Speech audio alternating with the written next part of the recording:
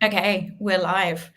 This is our fifth webinar in our Job Seeker series. I'll share the link to the whole Job Seeker series in the comments just after this, but we've had 4 webinars already that you can watch the recordings. We've got 6 more planned, and there's also group coaching on a Friday and one-to-one mentoring if anybody wants it. So anyone that's looking for work right now or is thinking about changing roles, then this content is all for you guys. Big thank you to everybody that's volunteered so far, particularly Helena today for turning up and talking to us about knowing your transferable skills.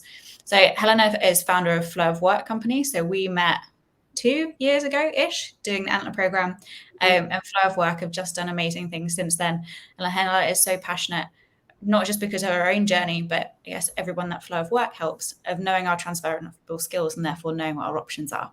So she's going to chat to us for about 25 minutes today, but has asked for everybody to interrupt. So if you have questions or comments or anything else as we go, pop them in the chat and we will we'll bring them on screen and we'll have a chat about those as well.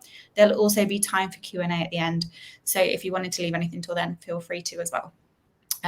Last thing from me, we'll be recording this, so I will share the recording with everybody afterwards as well. Okay, Helena, over to you. Well, thank you, Laura, and thanks for having me. I'm Helena. As Laura mentioned, I'm the co-founder of a relatively new HR tech startup called Flow of Work, and we help mid-sized companies to develop and retain their people. And the topic of skills is something I'm exceptionally passionate about. It's difficult to understand your skills, to know where they transfer. It's difficult to know what skills you might need in the future, which is why we're building technology on this subject. But my goal today is not to talk about that.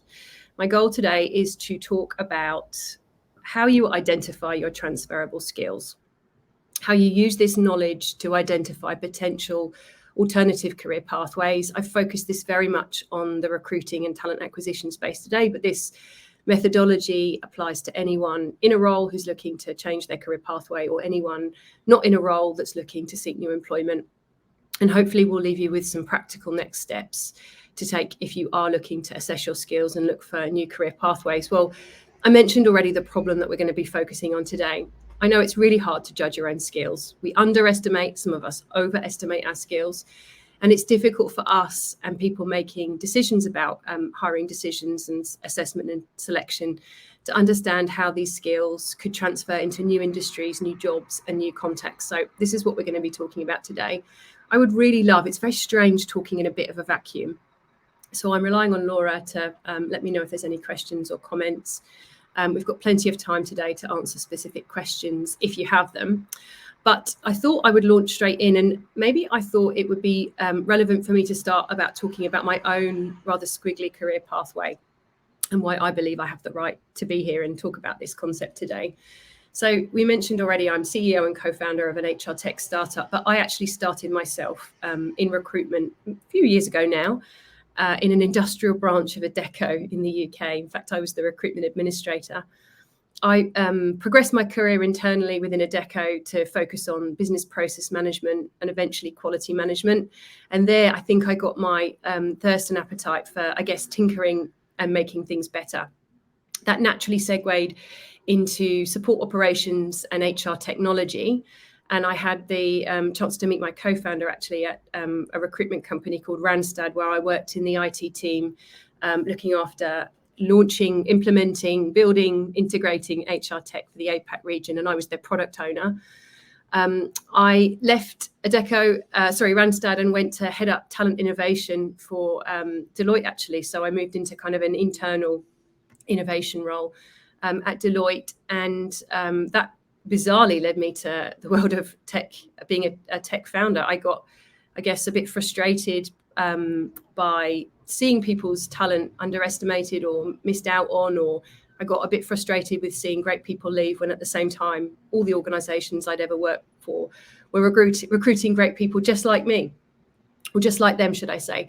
And so that led me to the world of being a tech founder. It seems a bit weird and a bit not obvious, but all of the skills have led me to be here. And if I reflect on my own skills, some of them that go back to right the way back to my world of recruiting, I think things that have been really useful for me in my current career, being able to persuade and influence people.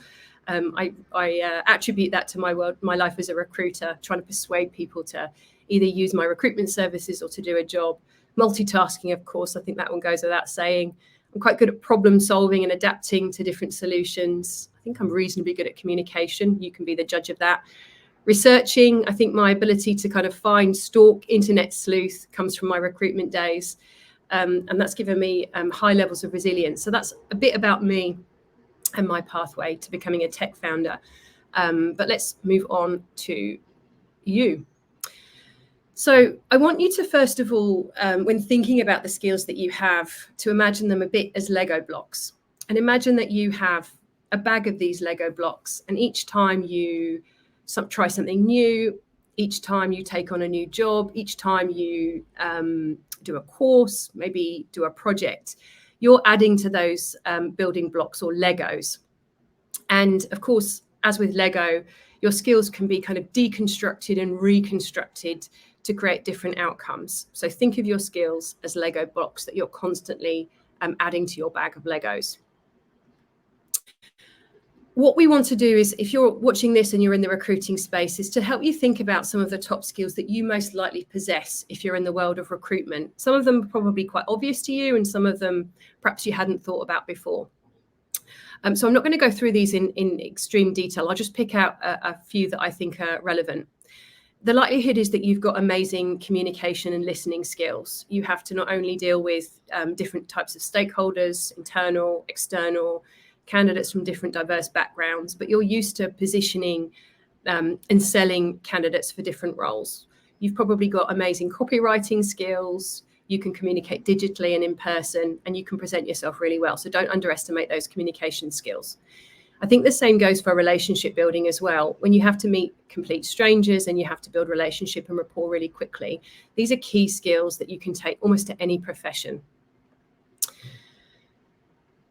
You may be au fait with social media and also research, and we'll talk about how these can segue into different careers in a second.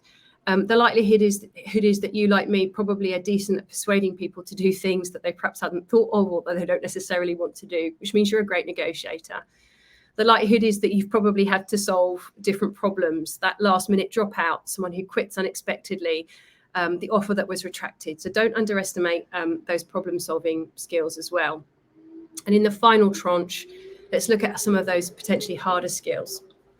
You have amazing sales skills, whether you're an agency recruiter or an internal recruiter. You're having to negotiate, sell, position roles, position your company, why they should choose you over another company. You've got great sales skills. The likelihood is that you're very digitally savvy and technically literate. You're using multiple different technology systems. There's new ones coming in each day, so don't underestimate that technology savviness.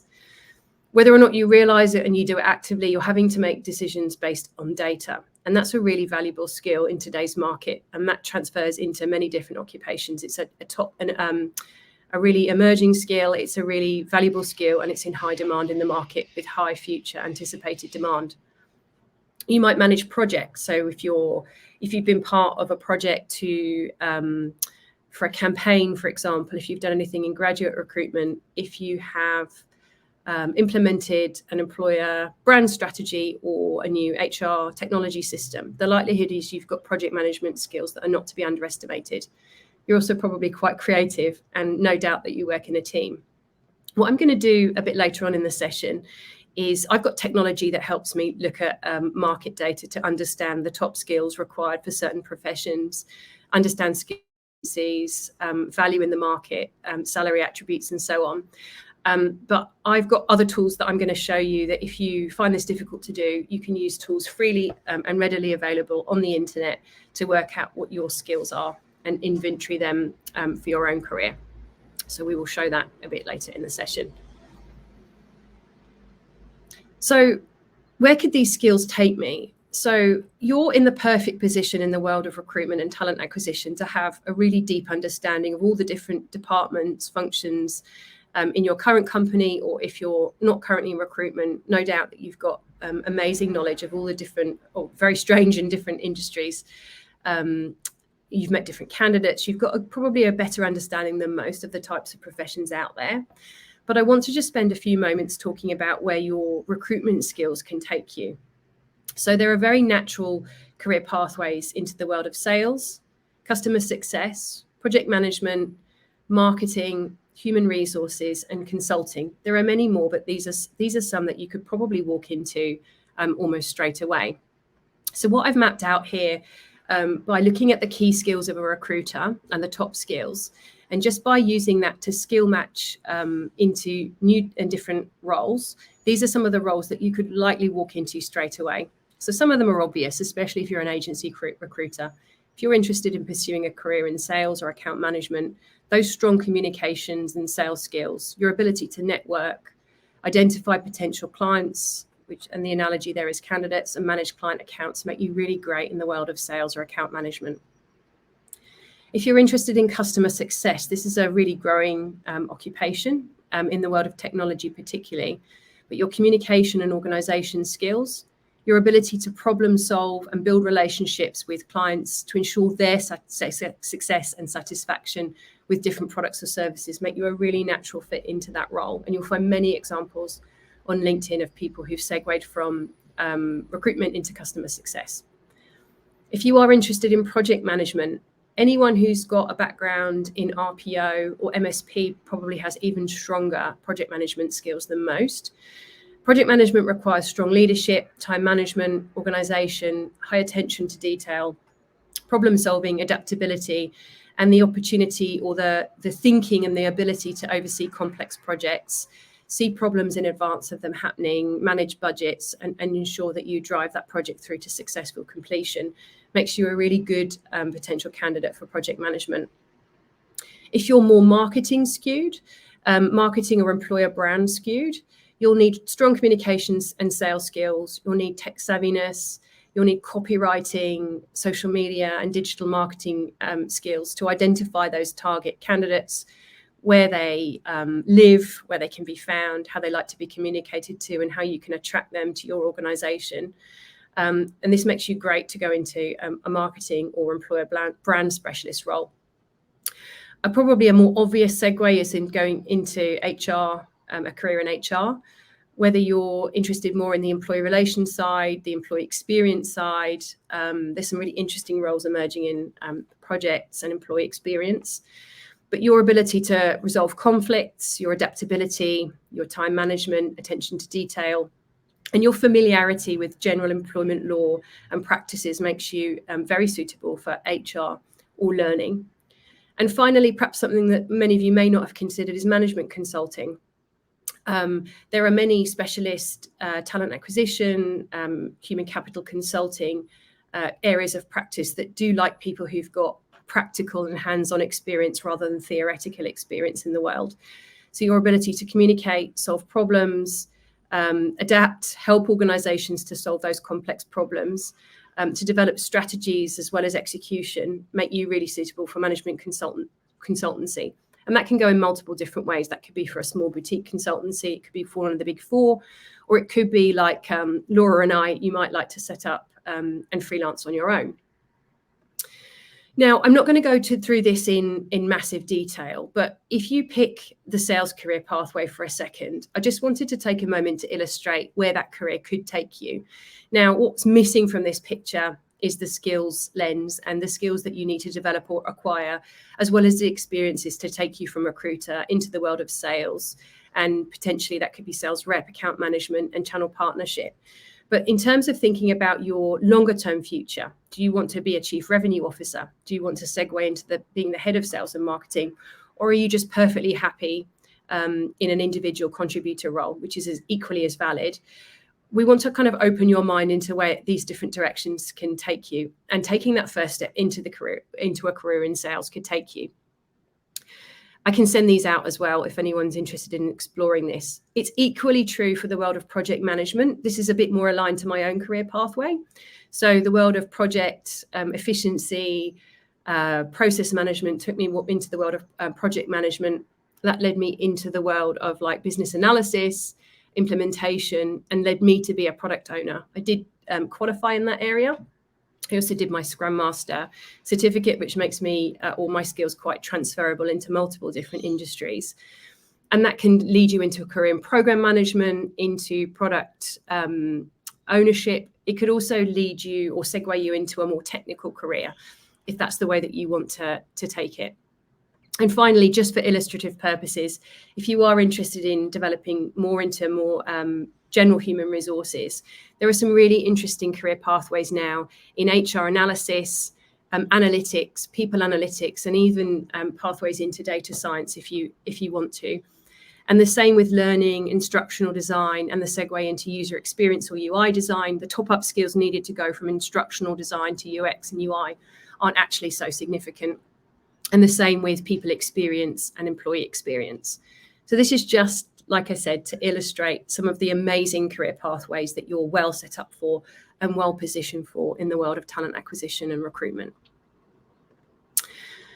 So in terms of getting tangible and getting clarity on next steps, one of the pieces of advice I would give everyone looking to make a career pathway move, whether that's within the domain that you're currently in or somewhere else, is to get really clear on your skills, interests, and your overall career goals, a bit like we just showed you, and how you can do that in practical terms.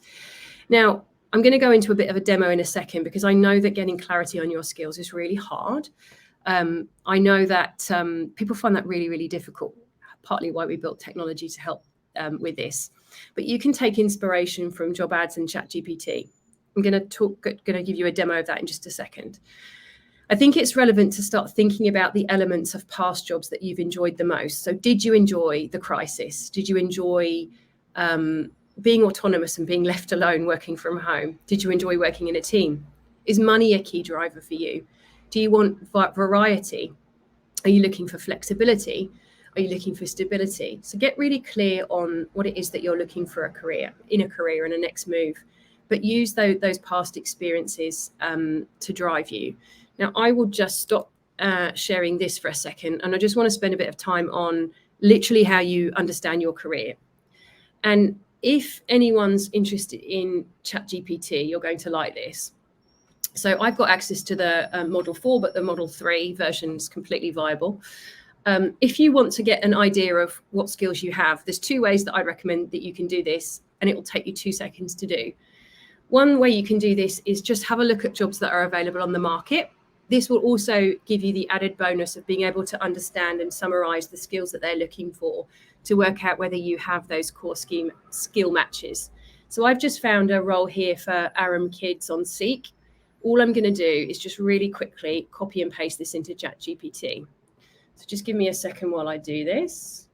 My mouse is being a bit laggy, which is incredibly unhelpful. So I will just go ahead and copy. Sorry. My mouse is being laggy, which is really unhelpful for the purposes of a demo. I'm just going to copy that text. I'm going to go into a new chat in ChatGPT, and I'm going to ask, summarize the skills needed for this job in a list of bullet points. And I will just paste that text here and ask it to just give me that list. And what it should do for me here is just literally summarize for me those skills that are required for that job. And why I recommend doing that for you is that if you're sort of struggling to articulate those core or key skills, you can do that on your own position description. You can take inspiration from the web, as you've just seen me do.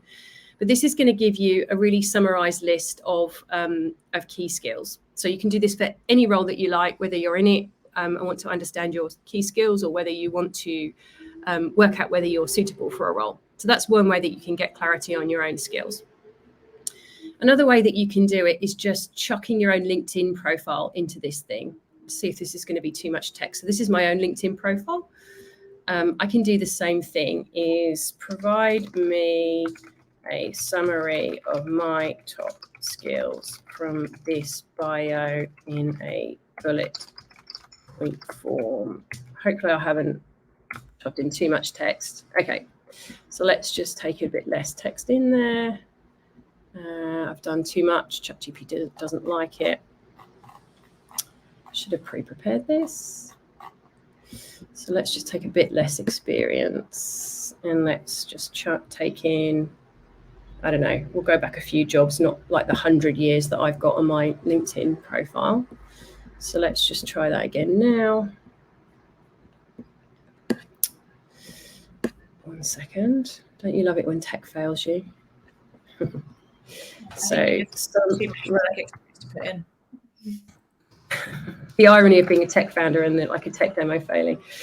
In short bullets from this text. Okay, so let's see if I can do that. That might be a bit shorter. Okay.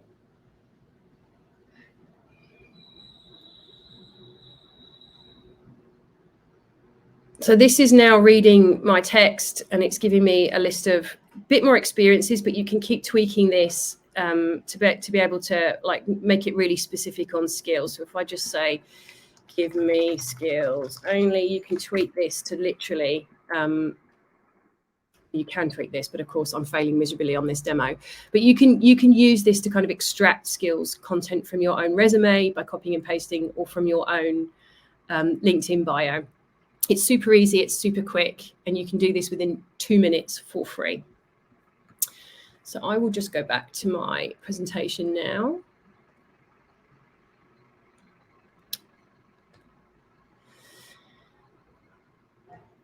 Reach out to your network. Now, you'll be blessed, I'm sure, in the world of recruitment to have many people around you who are not only willing to help you, but also willing to provide you feedback. So ask your peers what they regard your top skills are.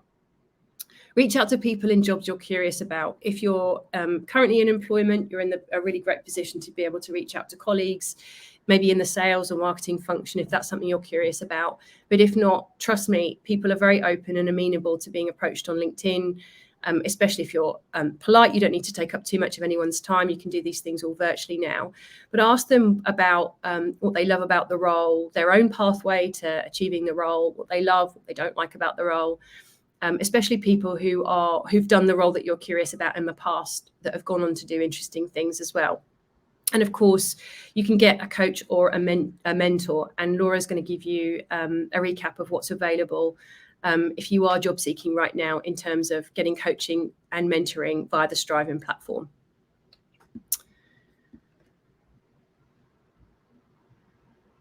Build upon your existing skills. Something I naively thought that I would do during the pandemic was learn Python. I just wanted to. I wanted to be able to be more data literate. It turns out that was really hard. I was interested and motivated, but it was just too far of a stretch for me. So my recommendation is that you build upon those existing skills rather than start something crazily and wildly new. It will increase your chances of success.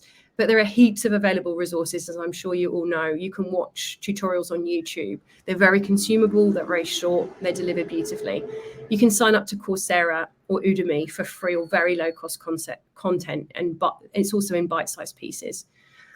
I also recommend writing an article or a post about something that you're learning. There's a concept that you're familiar with, right, Laura, which is learning in public. And this is a great way not only to cement your own knowledge, but it will also attract people like you who are also learning a skill or something completely new. And I guarantee you're going to meet interesting people. Take some bravery to do that, especially when you're not feeling super confident about a skill. But other people will benefit from the journey you're on, and no doubt will provide you interesting insights and resources about how they learned that skill. And right now, there are heaps and heaps and heaps of workshops, webinars, events, and meetups in every major city, some remote areas as well, many of which are free. They're provided by vendors and businesses as well. So there are and just interesting people. They're also a great opportunity to actually meet people in your potential target space as well. I highly recommend going on meetups or Eventbrite and just finding something to go along to. You could do it this week if you felt inclined to.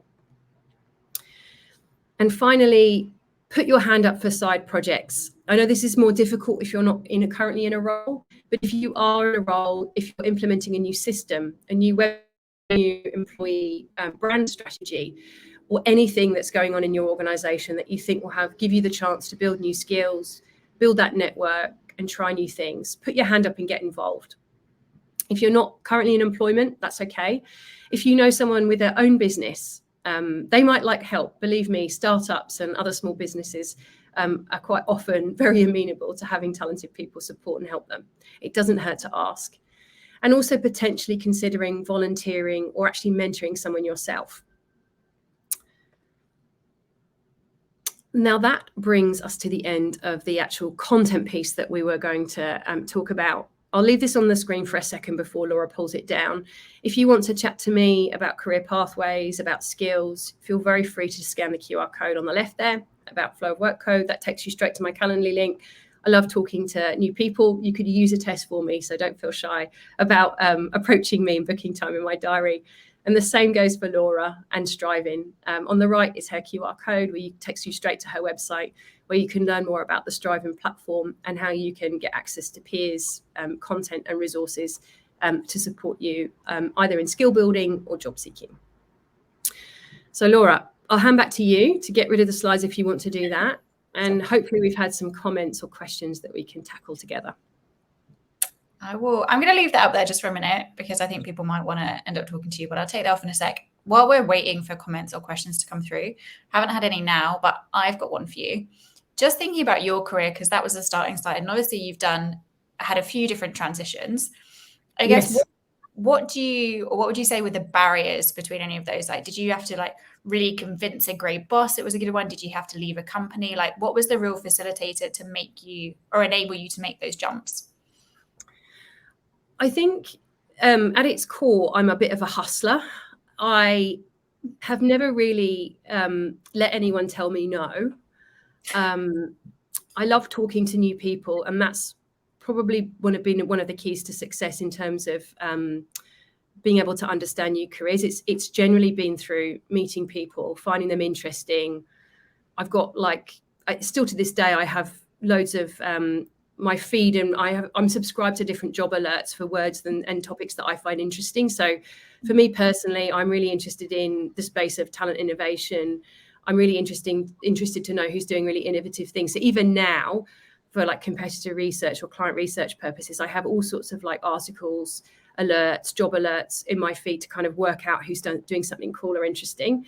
A lot of my connections now come digitally, as you'd expect. So I'm not shy about reaching out to people to kind of meet them and ask about them. But whenever I've coached or mentored people, or when I've been a manager myself, and I've had people in my team who've been interested in pursuing different career pathways, especially if they were a bit divergent and not necessarily strictly speaking related to the role that they were doing now, my first piece of advice is just to find someone doing the role and meet them for coffee. Ask them about the nuts and bolts of the role, the purpose and the goals of the team, what's interesting, what's not great about it, the manager, what interesting things that they're working on, and also that person's pathway to that role. That's one piece of advice.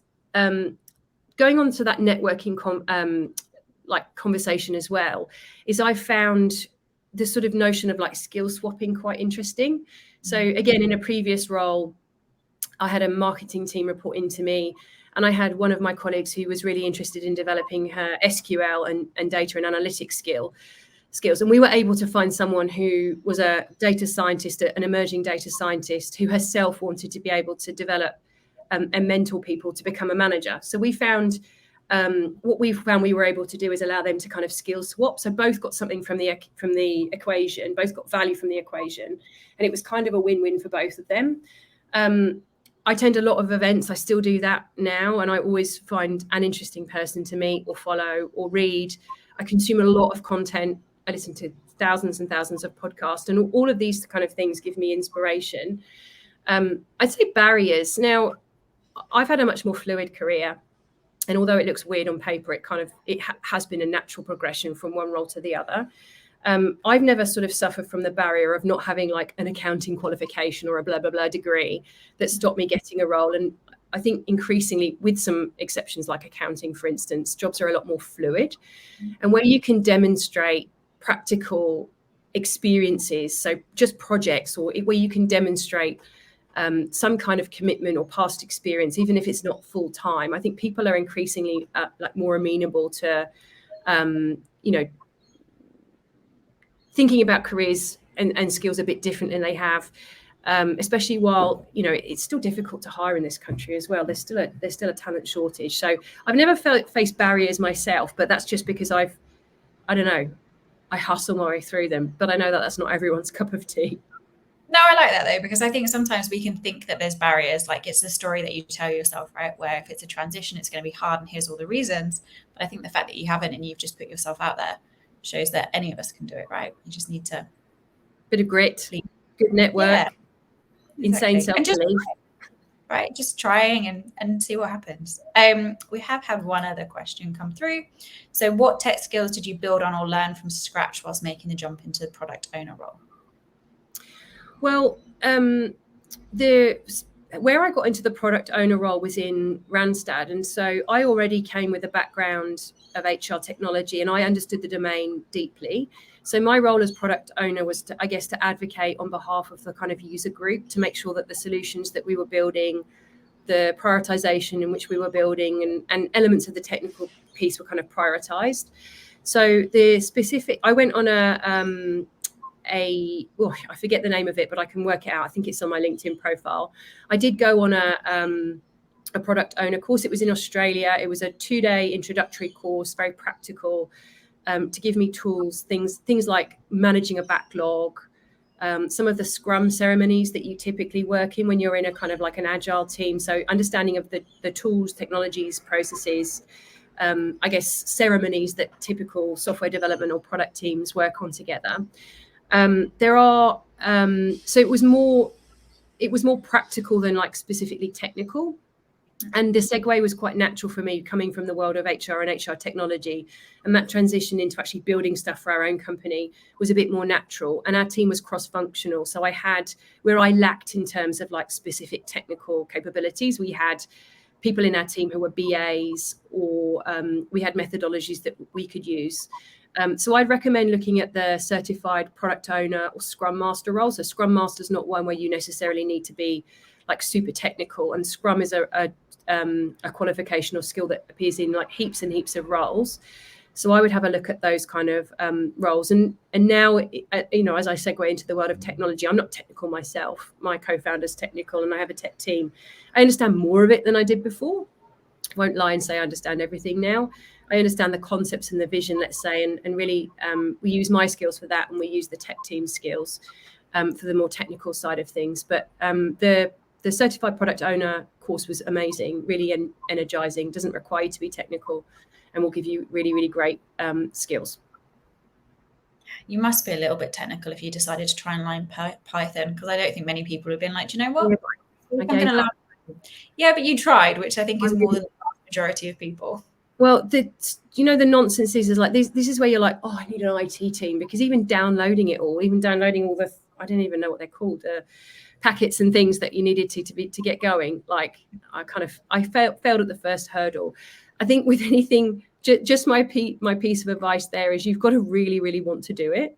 If you're learning something completely from scratch, like Python, for example, I don't think it's something for me, I couldn't do it alone. I'll leave it up to you to decide if that's what you want to do. But practical experience is really important and things like that. So there are better kind of like in-person or virtual courses where you're given assignments and practical assignments that you can do. So it's not so abstract. Like when you've got a practical task to complete, you can work out if you're right or wrong.